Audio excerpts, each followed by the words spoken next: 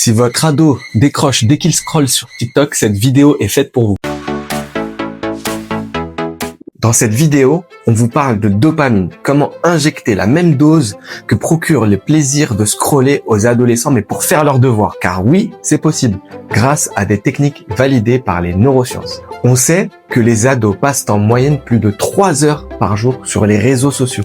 Cette immersion intense et répétée impacte leur faculté de concentration, qui font alors comme neige au soleil lorsqu'il s'agit de faire leurs devoirs. Pourquoi ? Parce que ces plateformes ont réussi à cibler le circuit de récompense dans leur cerveau. Chaque notification, chaque vidéo déclenche une petite surcharge de dopamine, ce neurotransmetteur du plaisir, qui libère alors une poussée de motivation et accroît l'attention sur l'instant. Selon une étude récente, 3 milliards de personnes passent en moyenne 3h45 quotidiennement sur les réseaux sociaux. C'est énorme. Après le neuroscientifique Stanislas Dehaene, cette stimulation rend les ados hypersensibles à la gratification immédiate, mais diminue alors leur capacité à soutenir un effet prolongé, comme celui qui demande pour leurs devoirs. Mais la dopamine ne fonctionne pas seulement avec les plaisirs instantanés. Elle est aussi la clé ou l'étincelle de la motivation pour se mettre au travail. Le professeur Dehaene souligne que la dopamine est la molécule de l'anticipation.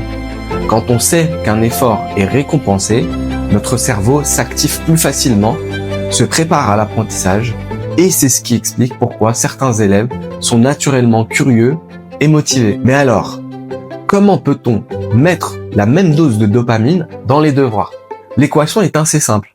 Il faut réussir à transformer ces devoirs en séries de petits efforts que consentent les élèves et qui obtiennent chacun leur récompense. Par exemple, mettez en place un système de récompense. Chaque exercice validé ou chaque moment d'attention, finalement, ça se fête en quelque sorte. Une sortie, un petit repas choisi, un moment privilégié, tous ces petits gestes vont aider votre enfant à se mettre au travail. Ces systèmes motivent vraiment et s'appuient sur la science de la gamification. Autrement dit, le fait de rendre ludique certaines tâches. D'ailleurs, sur notre plateforme, chez Master, chaque devoir envoyé rapporte des crédits virtuels que l'on appelle les pétales. Et vous savez à quoi servent ces crédits ? Les élèves les utilisent pour planter de vrais arbres ou distribuer des repas aux plus démunis.